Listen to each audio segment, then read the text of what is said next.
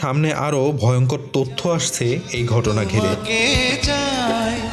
আর কিছু জীবনে পাইবা না আপনাদের প্রথমে একটা কৌতূহলের গল্প বলি, যাকে ঘিরে আজও হাহাকার, যার মৃত্যু যেন শুধু একটি অধ্যায়ের শেষ নয়, বরং অগণিত প্রশ্নের শুরু।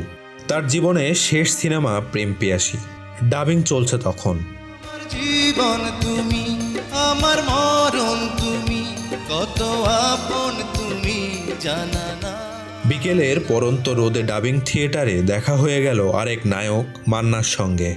তাদের সম্পর্ক বড় ভাই আর ছোট ভাইয়ের মতো।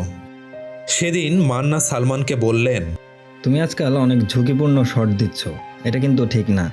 যদি কিছু হয়ে যায় কেউ আসবে না তোমার পাশে, তোমার বোঝা তোমাকেই টানতে হবে।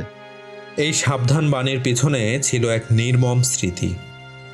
শেষ ঠিকানা ছবির মারপিটের দৃশ্য করতে গিয়ে গুরুতর আহত হয়েছিলেন সালমান। শেষমেশ চিকিৎসার জন্য তাকে নিয়ে যাওয়া হয় দেশের বাইরে। সেই আলোচনার মাঝে সালমান বললেন এক ভয়াবহ সত্যের ইঙ্গিত।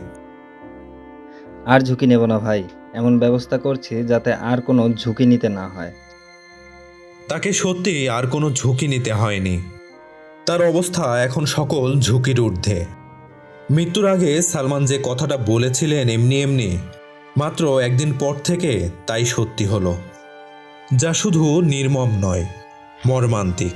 সালমানের সেই কথা, হাসতে হাসতে বলা সেই সংলাপ, আসলেই কি কাকতালীয় ছিল? এই জীবন আমি আর রাখবো না। নাকি ভবিষ্যতে নীরব ঘোষণা? এই গল্প শেষ হয়নি এখনো।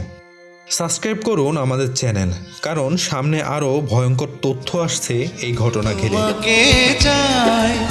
আর কিছু জীবনে পাইবা না